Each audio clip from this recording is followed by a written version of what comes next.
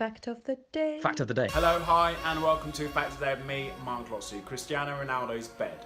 First of all, thank you to Livvy and Scarlett for this Fact of the Day. Now, Cristiano Ronaldo, what does he sleep on? There are rumours that he just sleeps on the floor. Could this be true? Nick Littlehales is responsible for what Cristiano Ronaldo sleeps on. Nick started life working at Man U with Sir Alex Ferguson, and he's a sleep consultant. He's been doing it for almost 20 years.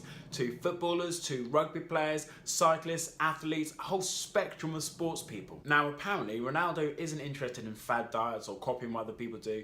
He's interested in what works for him, and he said that this definitely works for him. Now, Nick, the sleep consultant, said that having 8 hours of sleep is absolute rubbish. You don't need to have your 8 hours of sleep each night. What you need is sleep cycles, and then 90-minute sleep cycles. So what he says is he goes to bed at 11, he goes through 5 sleep cycles of 90 minutes, and he gets up at 6:30 every day. And if he wants to go to bed later, he'll go to bed at 12:30 and get up at 6:30 and have 4 sleep cycles. Then he'll have another 90 minutes between 1 to 3 in the afternoon or 5 to 7 in the afternoon. But he always promotes the 90-minute sleep cycles, 5 sets of 90 minutes over the course of your day. So because of this, some clubs have actually got sleep pods. So people can go and train, they have a 90-minute sleep, they can have some food, have a 90-minute sleep, do some training, have a 90-minute sleep. As long as you're getting your 5 rounds of 90-minute sleep every day, he says that that is ideal. For Ronaldo, what he does is an hour and a half before bed, he switches off all electronic devices, phones, TVs, iPads, PlayStation, Xboxes, the whole lot, switches them all off.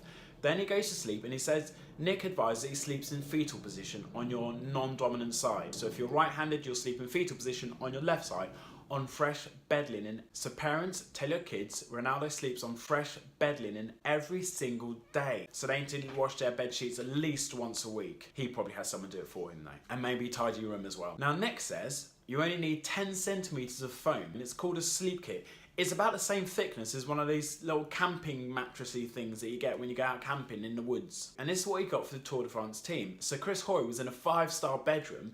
He didn't even use the bed, he just had his little sleep kit, his little mattress on the floor.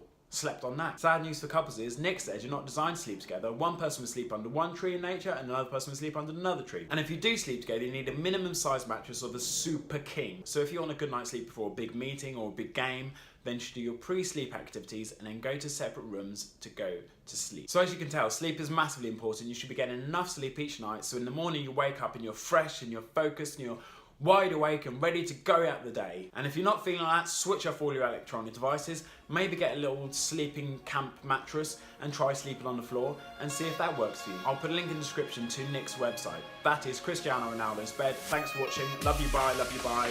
Love you, bye. Thanks, Livvy and Scarlett, bye.